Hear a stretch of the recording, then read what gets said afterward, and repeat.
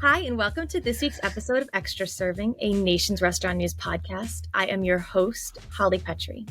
Today we're going to be talking about cell-cultivated meat. Last week, news came out that both the USDA and the FDA have approved 2 different brands of cell-cultivated meat for sale in the U.S. And this week, famous chefs Dominique, Crenn, and José have used the cell-cultivated chicken at their restaurants. So what do we think of this new advancement in the food space? You'll find out. Plus, we're going to be talking about Subway. In the midst of the sale process, Subway is continuing to revamp the menus and the chain that it started several years ago, which included the move away from customization with the chain's Subway Series menu. This time, Subway is introducing meat slicers at 20,000 U.S. restaurants and a new sandwich line using these sliced meats. What does it mean that Subway is continuing to approve amid a possible sale? Shifting it gears a little bit, this week's guest is Spike Mendelsohn, co-founder of Plant Burger. So we're talking about cell-cultivated meat, and we're talking about veganism and vegetarianism, so it should be fun. But I'm going to throw it over to my co-host now. I'm Sam Oches, editor-in-chief of Nation's Restaurant News, and I love a good meat-themed episode.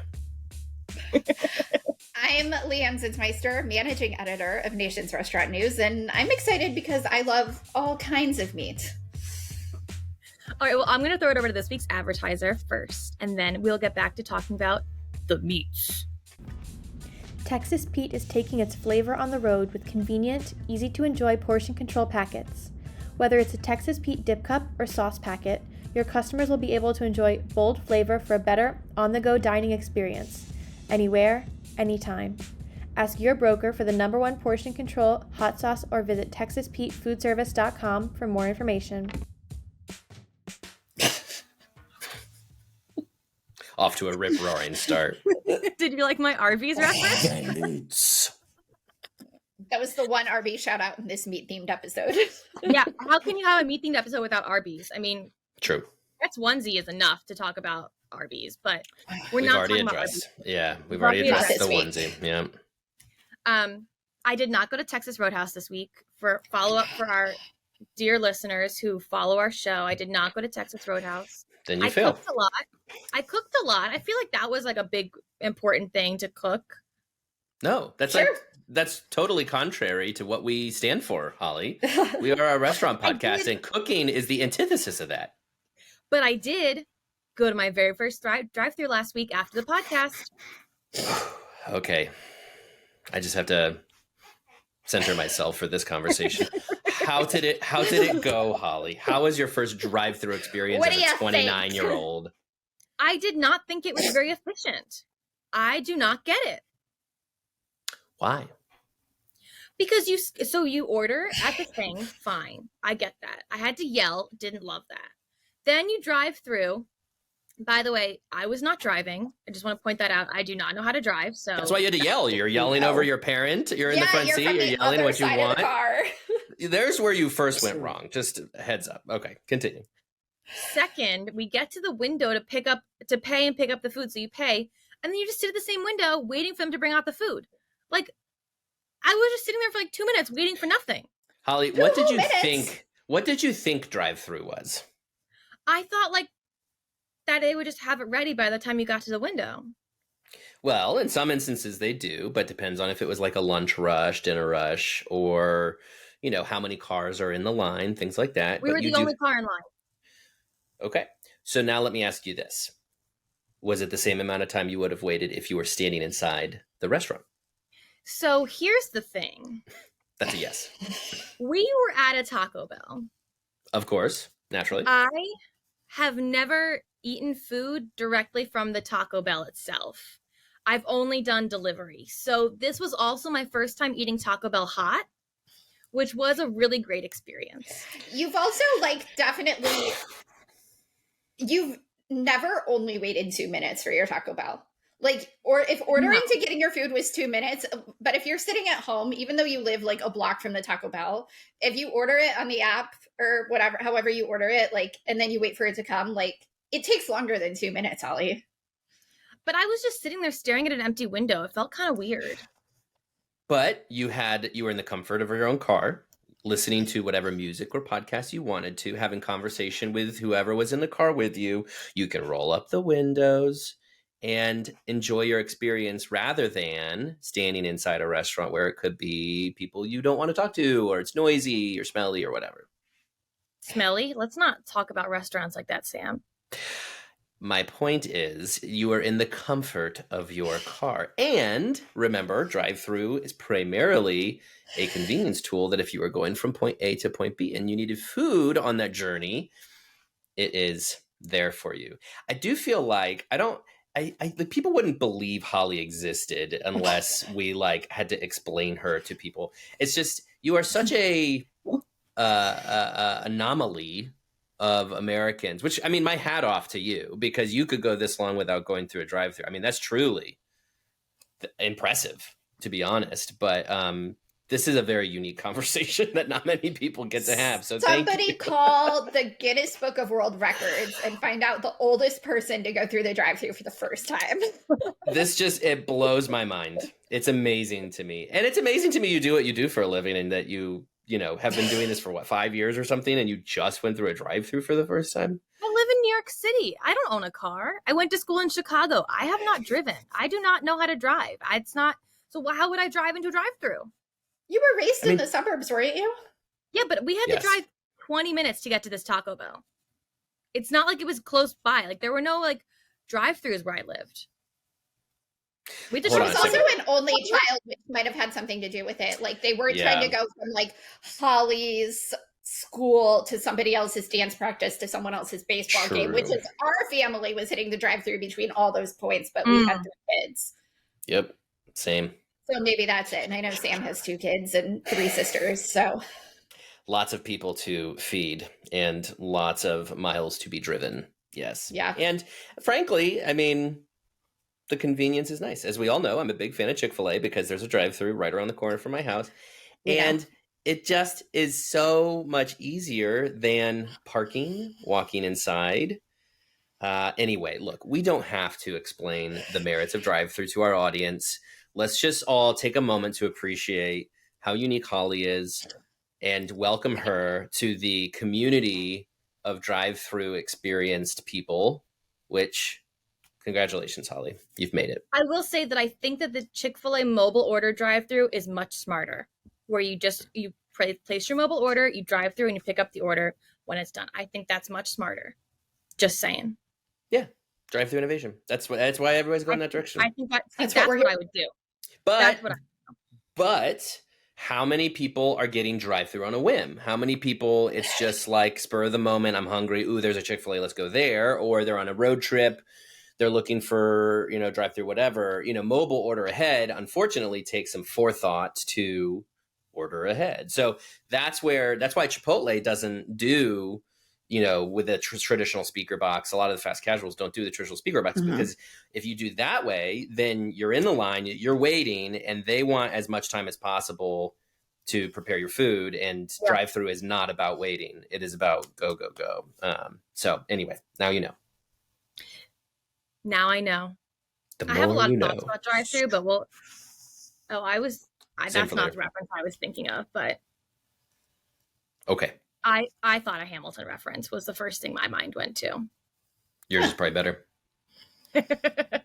Mine's a little bit more current than yours. Yeah, I was going for the 90s kid reference. I got it. I am still a 90s kid. I did get it. Great. Cool. All right, so let's talk about cell-cultivated meat. Okay. We're just going to go from one thing to another. This is kind of a weird story to me. I was talking about this with Joanna, and I was like, I don't know how I feel about cell-cultivated meat. I'm undecided. So the story goes that cell-cultivated meat, chicken specifically, was approved for sale in the U.S. by the USDA and the FDA. It needed both branches to agree. And that was just granted last week. 2 different brands were granted the approval to start selling in the U.S. Almost immediately after, Dominique Crenn and José Andres started selling this chicken in their restaurants. Dominique Crenn has taken away meat in her restaurants for the past 2 years. So that's notable. But I just think that cell-cultivated meat is kind of creeping me out a little bit. Like, that's my personal opinion on it. I know it's smart and technologically advanced and I don't know. I have to try it. I don't know how I feel about it. What are your thoughts, guys? Yeah, go ahead, Leanne. I I think I'm a bit of a weird one sometimes because all I'm looking for in a meal is food that tastes good and doesn't make me sick. Those are, if those two things happen, then like I'm a happy camper. And so for me, whether something is meat or not meat or plant-based meat or chicken or beef or whatever, like if it tastes good and if I don't get sick from it, then like jackpot. I'm a happy girl. And so I think it's great that there are options. I think it's great that so many plant-based options came out a few years ago. I think it's great that cell-cultivated meat exists and that we're figuring it out and making technological progress and that more people have more options, because I'm not saying it's wrong to have stronger opinions than I have.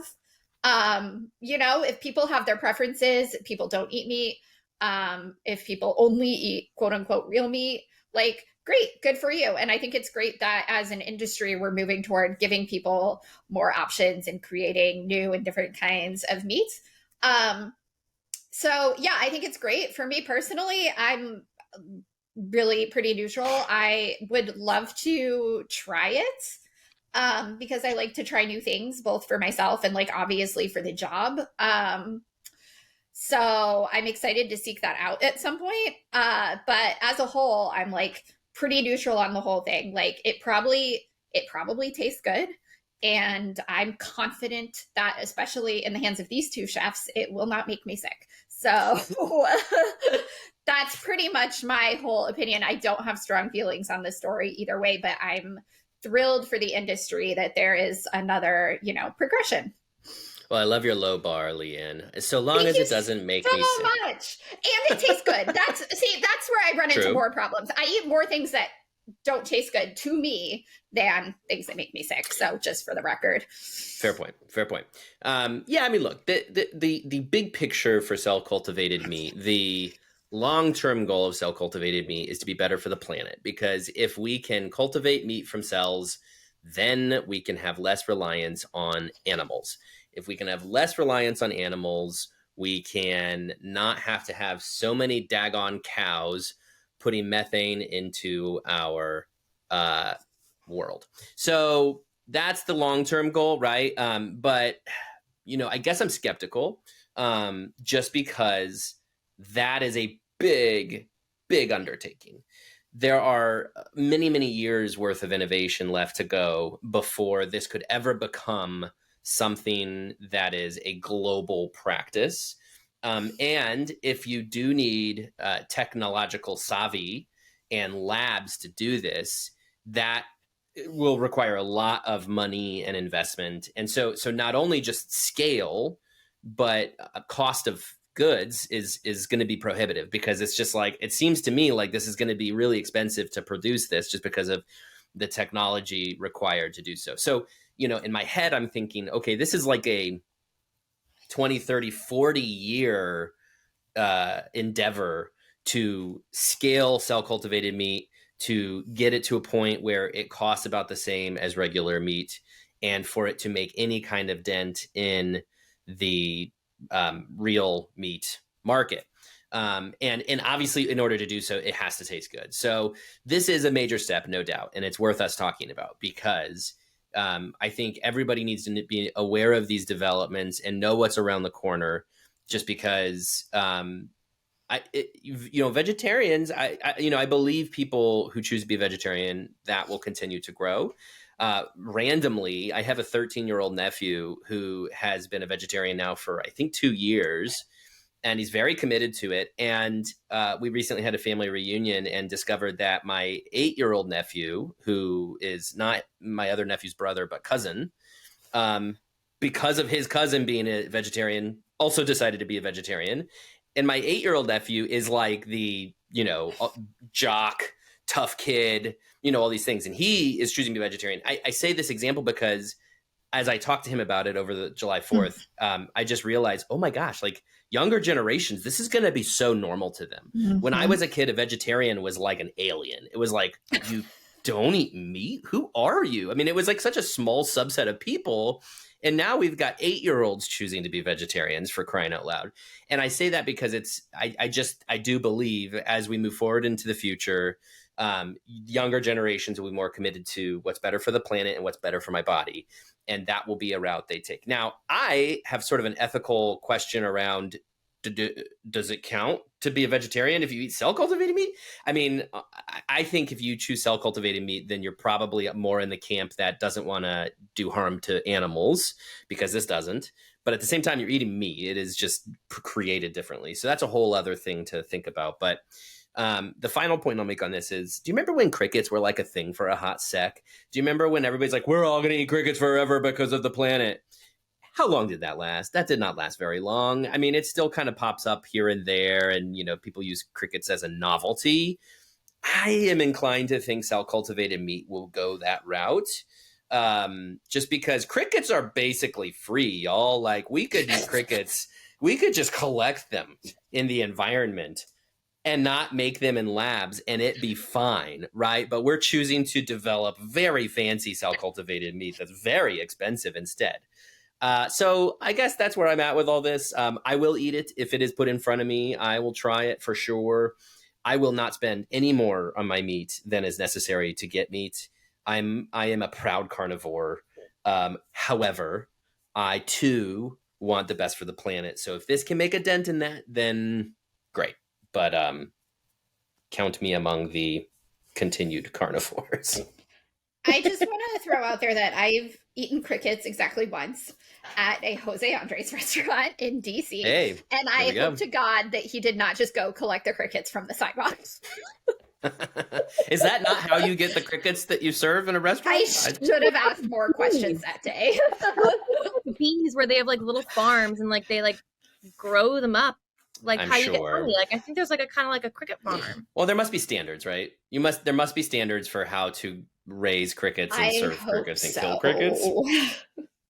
I don't know. Are they like lobsters where they don't feel pain, so you can kill them however you want, and it's like no big deal? Lobsters definitely feel pain. Well, no, I guess when you just drop into the pot of boiling water, they die instantly or something like that, right? I mean, like, if you want to talk about twisted things that we do around food, like what we do to lobsters is probably the most twisted. I'm going to be a vegetarian by the time this podcast is over. Yeah, now that we mention it, I'm going to talk my way out of this. Ignorance is bliss, Leanne. Ignorance is bliss. Exactly. So let's stop. Well, when I became a vegetarian almost 20 years ago, it was really rare. Like, people made fun of me a lot. And then I stopped being a vegetarian when I started working here. So naturally, the past 5 years I've eaten a decent amount of meat, but I still don't love meat. Like, I love seafood. So like, count me in for the lobsters. Even if they're in pain, I will eat them. All right. So you do support cruelty to animals then? Well, there's your soundbite. One of our coworkers was telling me that plants can feel pain. Oh, give me a break. No, apparently it's a real thing. That plants can feel pain. There's like new research that plants can feel pain too. But do they have consciousness? But I think that's what they're learning, is that like maybe plants do have a consciousness, because we don't know enough about plants. Sam is. This conversation is making Sam feel pain. Yeah, this is quite an ethical conversation we could have all around this stuff. But I will happily gnaw on plants regardless of the pain it gives them, because they're food, for crying out loud. Do you eat a lot of vegetables? They taste good and they don't make you sick. Yeah. Sometimes they do. Yeah. That's also true. E. coli, what have you. Yeah. Chipotle learned that lesson the hard way. So anyway, is that a good segue? Feels like a segue into the next thing. Feels like it's time segue into Subway, right? It needs to be a segue to Subway. Let's do it. We want to talk about Subway's controversies as well? Where do we start? Nope. Let's talk about their opportunities. Yeah, so Subway is in the middle of what could be a possible sale. It still has all these suitors, hasn't committed to anything. We don't really know what's up with Subway. They will not comment. But what they are commenting on is their new revamp. They've been working on it for a few years. This is phase 3. Phase 2 last year included the Subway series menu, where they moved away from customization, like I mentioned earlier, into this new I want the 1, the 2, the 3 kind of deal. And so this next innovation is meat slicers. At 20,000 of their US restaurants, they introduced meat slicers. Apparently, they don't take any more time to train, any more staff. They didn't cost anything because they gave it to the franchisees. So it wasn't like as heavy on the franchisees, which are already kind of stretched thin. But it's supposed to turn around the restaurant and make it a little bit more artisanal. So there's that. And they're also launching a few new sandwiches with these freshly sliced meats versus pre-sliced meats. So this is all amid a possible sale. Are they trying to make themselves look even better for a sale? They've been in this revamp for a few years. They're trying to turn things around. I mean, what do you guys think?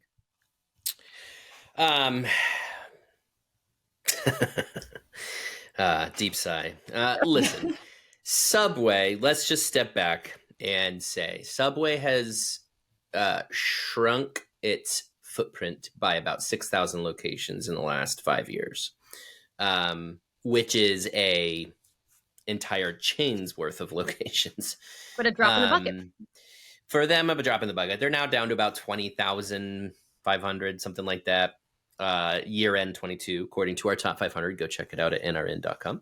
And so Subway has had better times for sure. They peaked at about 27,000 locations, and then they hit a rough patch. And there's a number of reasons for this.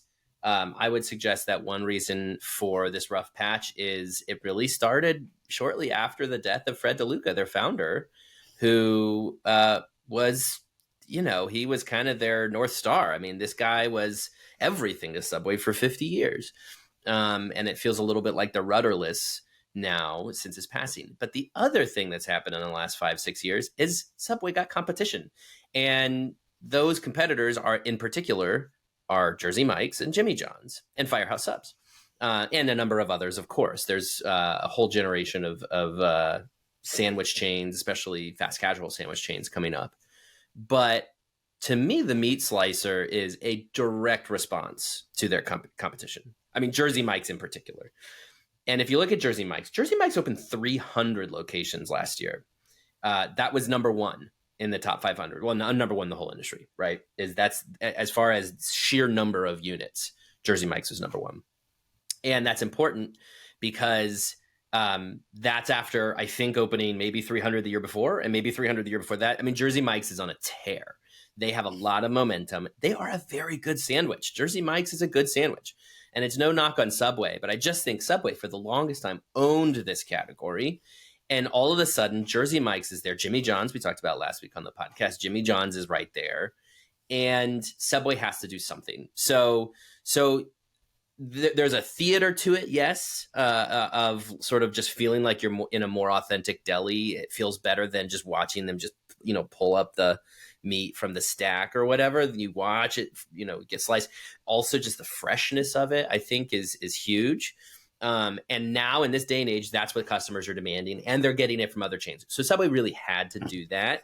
But it will take a lot more than adding meat slicers to turn this around. Their signature series is helping. Anything they can do to improve the relationship with their franchisees will help, because it's been pretty rocky for a long time. But yes, on one hand, they're trying to do all these things to make them more attractive to those suitors who are, potentially going to shell out $10 billion for Subway. But they also have to staunch the bleeding, because you can only go so long closing 500 locations a year before you end up in Quiznos territory, speaking of another sandwich brand, which once upon a time had 5,000 plus, and I think they're at around 100 now. I mean, talk about precipitous fall. Subway wants to stop now so they don't become that. So that's all what's at play here. Will they pull it off? Maybe. I mean, look, does Meat Slicer get you into Subway more often? I don't know, but maybe it has just a touch of quality representation to it that gets at least a few more people into Subway a few more times. Yeah, I think Subway really needs to, and what they're trying to do here is focus on finding a brand identity. For a long time, they were Subway. And like Sam said, they were the sandwich chain. And then for a while, even they were, and I can't take credit for this thought, I heard Sam say it on another podcast, but they were the healthy chain for a long time. If you wanted a healthy dinner, fast food, you went to Subway. But now salad chains exist. It's its own healthful is its own restaurant segment now. And so they lost that part of their brand identity. And then, like you said, there was a lot of controversy. Fred DeLuca passed away. And now it's like, what is Subway? Who is Subway? And so I think they're really trying to do what they can to form an identity for themselves. The meat slicers, they totally redid their like logo and branding a few years ago, right before they started revamping the menu. That was kind of like, it wasn't officially part of this, but it felt like kind of the first phase of a big revamp. They've had some like random interesting marketing campaigns that haven't necessarily stuck. There was one summer that they went around doing pop-ups at different music festivals. They've had a couple of random like sports affiliations. They haven't really become like, you know, the music festival brand or anything like that, but it kind of feels like they're trying to find, it feels like they're really looking to figure out where they can stake a claim and be like the whatever brand, because right now, like, yeah, they're Subway. Yeah, they still have the most units in the US. Yeah, they're the biggest sandwich chain. But like Sam said, there are plenty of other chains like right on their heels, and Subway really needs to figure out who they are and what they're doing, and really form an identity for themselves that's not just like where you go for a decent cookie, which is what Subway is to me. And if you go back to the franchise part of this, you know, I can only imagine what their franchisees think about everything right now. I mean, they must be demanding this because their franchisees, who are 10,000 strong, the number of franchisees, you know, they're watching these competitors pop up all over the place, and their competitors are just a lot more formidable. I mean, the other thing to remember about Subway, and this is not a bad thing necessarily, it's just a unique strategy. I mean, Subways are primarily 1, 2, 3. Like the owners only have 1, 2, or 3 locations. It's very much a mom and pop franchise system, which contrasts with most of these other chains are not that. They are, you know, major groups own these locations. And that means that it just means that you're up against a much more formidable competition, not only in potentially the menu and branding, but also just in the people behind it, the resources behind it. So if you have 5 Subways in a town, and in that town, Potbelly, Jersey Mike's, Jimmy John's, Pop-Up, Firehouse Subs, there's not room for 5 Subways anymore, right? You're down to like 1 or 2 Subways that there's room for because there's so much sandwich love going around. So franchisees are, I'm sure, nervous. All of this is a response, I'm sure, to them asking for some change. Giving these meat slicers for free is a tip that like this is them saying, here, please, franchisees, be happy with us. So it's fascinating to watch. Leigh, and thank you for mentioning the podcast that I guested on recently. If you want to know my thoughts more about Subway, I was recently a guest on Business Wars. You can go check out that episode, out today, July 6th. So anyway. It's good. I learned a lot. I got some fodder for this podcast. All the podcasts are the same now. It was the first podcast where I was a guest with a comedian. I mean, you know, not counting Holly, of course, here. But that made it a very interesting discussion. I did not listen to the podcast, so I don't think you will. Something tells me you're not going to. No, I won't. Shocking. You know what I do want now? Jersey Mike's. It's a good sandwich. Jersey Mike's is a darn good sandwich. Well, so you know what I always think is I think that Subway lost a lot of footing to Wawa, because I think that Wawa has really, though it's not something we talk about often, I think Wawa has really come up in the areas where on the East Coast, I think Wawa has come up more than it used to in terms of sandwiches. And I think that Subway lost a lot of ground on the East Coast to Wawa, because that's all you hear about. I hear about Wawa all the time. I hear about Jersey Mike's all the time. And Subway fell out of favor with people because they had that sandwich bread debacle. They're not necessarily like the most welcoming stores. Like it's very hard to like go to. I used to love Subway. I used to go there every day after school. Used to get a triple meat sandwich with hot peppers and sauce.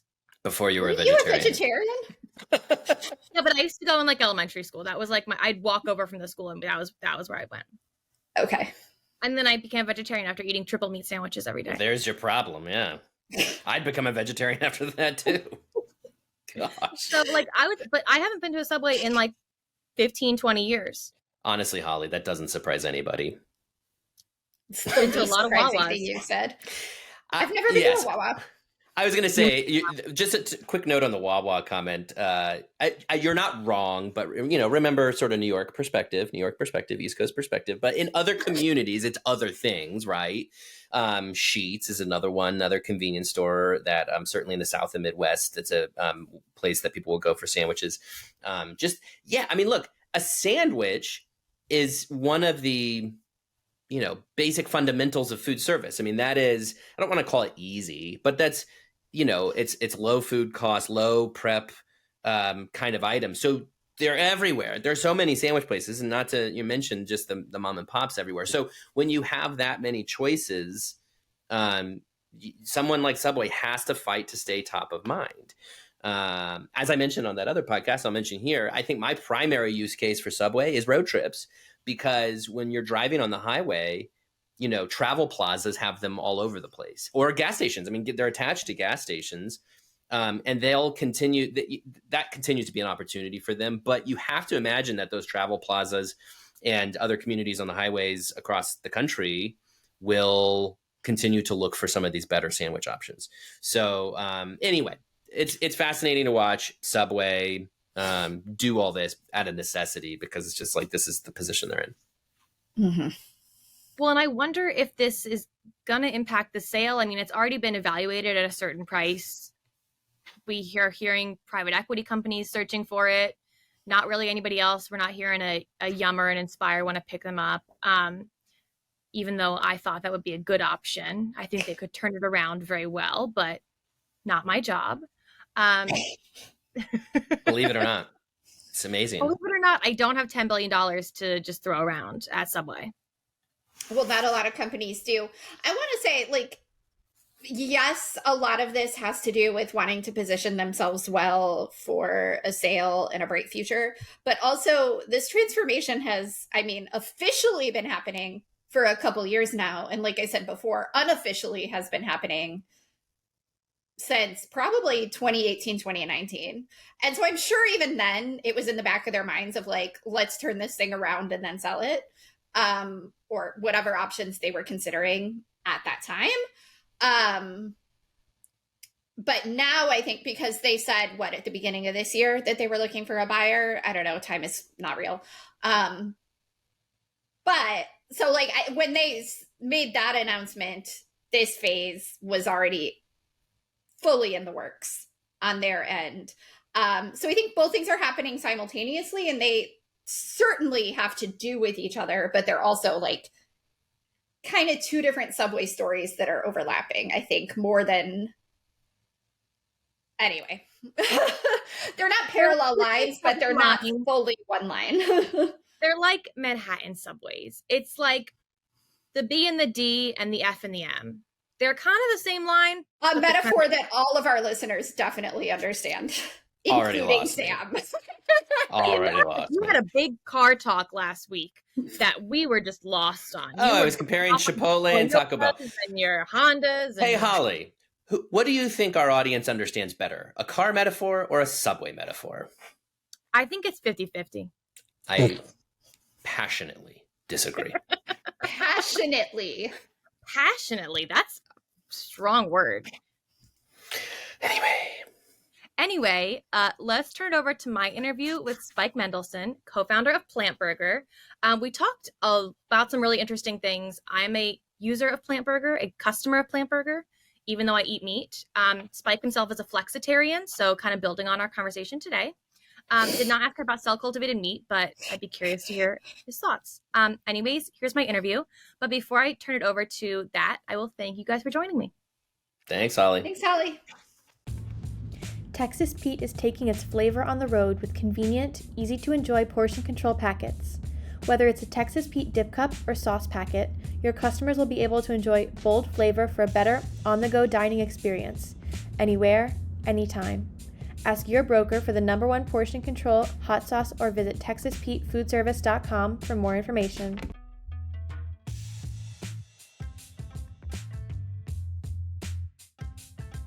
All right. So Spike, welcome to the podcast. Thank you so much for joining me today. You have a really exciting new opening. About a week ago, you opened up your latest plant burger in Bryant Park. Congratulations. Thank you. Yes, super stoked. I mean, we are, it's our third location in New York City, and we opened up on 14th Street, and then Nomad. And now we couldn't be happier to be in Bryant Park. I feel like it's going to be a flagship store of ours. The walk-by traffic is amazing. So we can't wait to serve that community.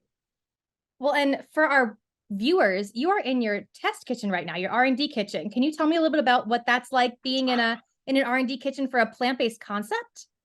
That's right. This is the R&D kitchen, everybody, just to let whoever's tuning in.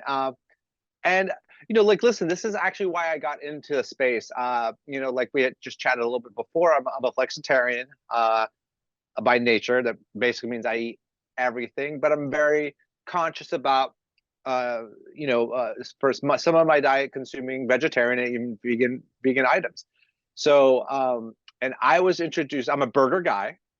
I have a burger restaurant called Good Stuff Eating with my family. We opened up about 15 years ago. I won all sorts of burger contests, this and that. And I met Seth on a panel on GW. We were talking about food policy. We're both really passionate about food policy, and I just got done lobbying on behalf of the Farm Bill actually a couple of days ago. But he had snuck. We were on the panel, and he had snuck Beyond Meat burgers and Honest Tea actually at the time in the cooler underneath my seat, and said, "Hey, I heard you like the Burger King, and like, why don't you take these home?" And I kind of scoffed at it a little bit. I was like, "Okay, here we go," But I took them home. He didn't know that. Seth didn't know that my wife was vegan vegetarian, and I took him home and I fired up the grill, and I wasn't really, I was doubting the whole process, but I cooked them up, and that's what they say. Your least expectations sometimes are your biggest surprises, and I was just surprised that it wasn't perfect. Like, I'll tell you that, like, the first iteration wasn't perfect, but I saw the vision and the texture, and it had been the best plant-based burger I had ever tasted on the market. And my wife was super happy and excited. I saw her excitement as a vegan vegetarian, and I was like, oh, okay, well, there's something here. And I reached back out to Seth, and long story short, we've been in business together now for about 6 years. Seth and I, we run two companies, and Plant Burger is a joy. It's really kind of what started us off. But to get to innovation, like you said, it's part of why I love the space is about all the innovation ahead in the space. And I've been a chef for a long time. I've seen pretty much everything. Some things I've enjoyed about the industry, some things I haven't, like the molecular gastronomy. It wasn't really my thing. But this new ushering of plant-based movement and incorporating more plants in your foods in general, I can get behind, because one, I love doing the food policy and staying very, focused on that plants can come in and really help health, right? And diabetes and all these things. So and getting to kids. So I love that. And then Plant Burger just like highlights that, it takes your advocacy that you're doing, which is usually in government, to push policy, which is really hard to do. And you kind of take it into matter into your own hands. And as an entrepreneur, if you can put something in front of people that you're so proud of, like a Plant Burger that is better for the planet and better for you, and serve the masses, then you're really having effective change as an entrepreneur, right? And innovation in the space is the best. Like we just launched a plant-based crab cake on our menu, which is amazing. We have the fish, we call it the Save the Bay filet, but it's the filet of fish from McDonald's, right? But ours is better. It not only tastes better, has better texture, but it's better for the planet, right? So if you could come in and fill the void, right? And don't disrupt, fill like the fast food void, but not disrupt the eating occasion, the textures, the flavor. And if you can keep all that the same and just be 100% plant-based, like, why wouldn't you make that switch? To your point, right? It's just like it makes sense. So, and I'm looking forward to I'm looking forward to the innovation even more. We also just took on this new incredible chicken patty from a company made from meaty that is based out of mycelium. And we actually created our own chicken burger a while ago with mycelium as well. And we have a McRib that's going to hit the market soon. I don't want to talk too much about it, but innovation is really a key part of what makes a successful plant burger. And yeah, we're always innovating. So It's interesting because you think about, I was a vegetarian for 10 years and a vegan for 5. I eat everything now. I'm a flexitarian like you. But when I wasn't eating meat, the options were very, very limited. And so you think about how far it's come in the past 5, 6 years, and then you think about the runway that's ahead of it and how much we can innovate in the next 5, 6 years, in the next 10 years. I mean, meat is a great example of that. Beyond Meat was a great example of that 5 years ago. I mean, you think about all these things that are coming about, and it's great to hear that you guys are introducing crab cakes. Like, that's something that, who would have thought that you could have a plant-based crab cake? It's just some people that blow their minds. Well, funny that you say that, because the company is called Mind Blow. Right. And you'll love this. It's 2 women entrepreneur. It's a mother and daughter. They're from the Chesapeake Bay. They've been in the business for 35 years, seafood business for 35, crab specifically. They saw what was happening to their own supply. They saw the inflation of crab. They saw all that, like, the writing was on the wall that they were just that business was gonna die. So they internally took matters into their own hands, and they went full on plant-based seafood company. They've produced plant-based shrimp, scallops. Their new go-to-market right now is this crab cake that we're serving, and it is absolutely mind-blowing delicious, right? And we do a little bit of our own innovation at Plant Burger, but also, like, we're that brand that is inviting all the other brands to come be part of ours, right? Because we're the professional chefs, right? And that is at the core of our business. We're a group of chefs that make up the company, right? Amongst others, but really at the core, we're a group of chefs that love flavor, know food. We're not vegan or vegetarian, so that kind of works to our advantage in this space, because we know what it should taste like, and where we want to be. And and if like I say to everyone, if you could lead with deliciousness and not sacrifice on indulgence and that eating occasion, and it's an easy swap for people, as it should be. So yeah, just super exciting moment, and it's interesting to see where it's all going to go. Well, so I was saying before we got on here, I'll say it for the record now. Yes. I'm a Plant Burger customer. I love the cheeseburger. I go there, I get it delivered to me pretty frequently. But what you've said before is that it's the indulgence without needing the nap afterwards is Plant Burger. Yeah, well, it's so funny you say that, because I just at the opening of Bryant Park, and one of the guys that had ordered and eaten a burger, I had watched him eat it, and it was kind of, he was like, he was kind of like, I was watching him have like this discovery of like, well, this is not that bad. This is better than I thought. Oh, wow, And then, like, he kind of hung out, and at the end he came to me, he's like, it's like, I was doubting this, but this is absolutely, and he said a bad word, he's like, effing delicious. And he pointed at his stomach, he's like, I don't feel heavy. I don't feel the burger. I can, like, almost have another. And that is to us like one of the when you eat those animal proteins, right? And especially mass farming, and they're pumped up or whatever it is. That stuff, man, really sits in your gut. Those things are hard to digest, right? And they actually make you opposite, sluggish. They don't improve your energy, and then go a little further, it ends up diabetes, and like, so it's like this cascading thing of bad effects, right? And again, I'm a guy that's all about moderation. I'll still eat a nice animal protein burger at times, but I know where they're sourcing their meat from, right? It's a restaurant that I trust, and that's the way it should be, right? You should be able to go indulge in the foods that you like and know exactly what you're indulging in, and it should come from a place and suppliers that are being supported properly to grow food properly, right? They're either getting subsidized or whatever.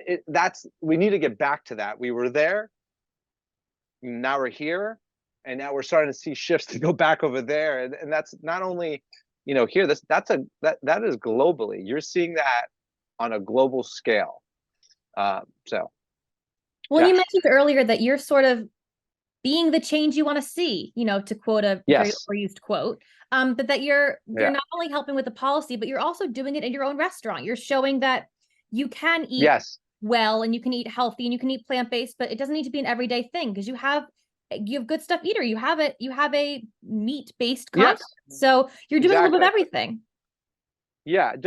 I'm a guy of balance. I also like to stay busy and continue innovating. But you said it. I mean, like, our slogan here is "Eat the change you wish to see in the world." At Plant Burger, that was our slogan. We love that slogan so much that we spun it off and opened up a CPG company, right? Eat the Change.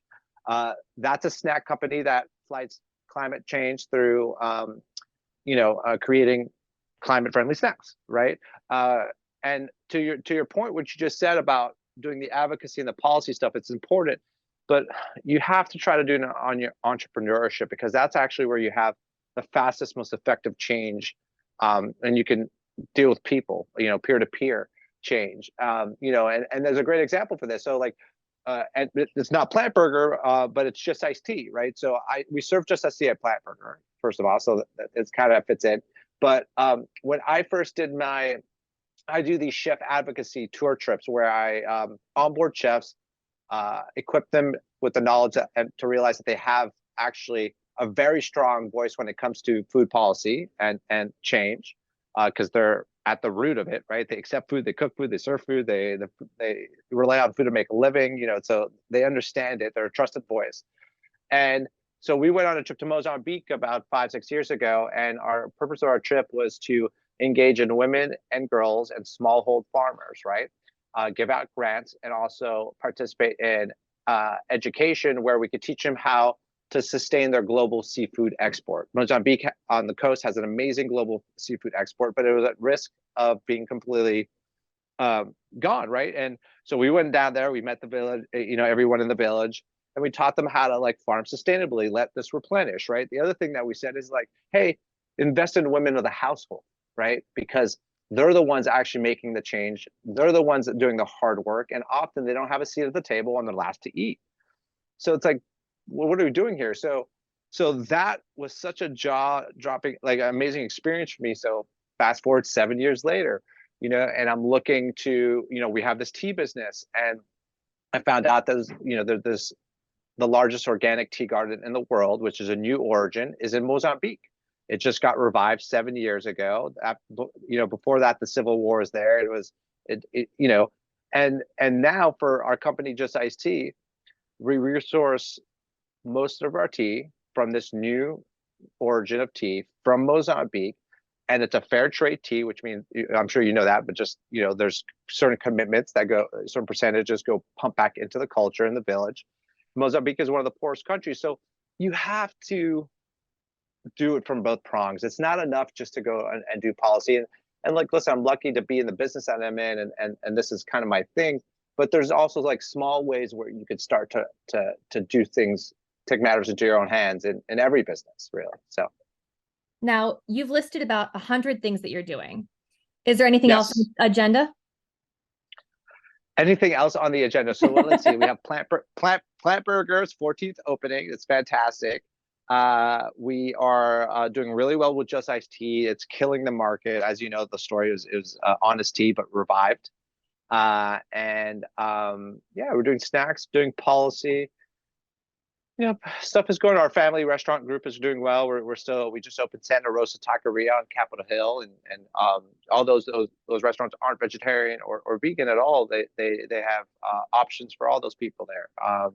So yeah, things are going well. I mean, I'm just looking forward to in this, it's tea drinking months right now. So the focus is tea and just go crazy.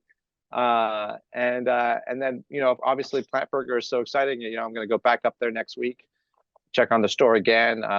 We're just trying to push things along, make the difference. Easy train ride. Nice easy train ride for you. I know a lot of chefs say that they want to be close to a lot of their businesses to check on things, and so nice for you to stay on the East Coast. Yeah. That's it. We haven't jumped West Coast like a lot of brands try to take on both, and we're like, it's like we just got out of a pandemic. There's inflation. The job market's crazy. We have to focus. We have to stay on the East Coast, do it right. We have an incredible team. It's not just me. We have an incredible CEO, Ben Kaplan, which is a good friend. One of my best friends is the executive chef of Plant Burger. So we mimic each other's style, and great management team. And we just got to push it along. The plant-based movements are it's up and down. There's a lot of people betting against this movement, right? So you're starting to see a lot of money go towards influencers to kind of devalue the propositions that we're doing. And so we just got to stick to what we're doing. First and foremost, just make it delicious. Don't skip that step. All right. If anyone's thinking about getting into business, don't skip the step of making it absolutely delicious, because that's the only thing that we can actually, that's our proof point to people. We did this Plant Believe It challenge at Plant Burger for a while, and it still goes on every second.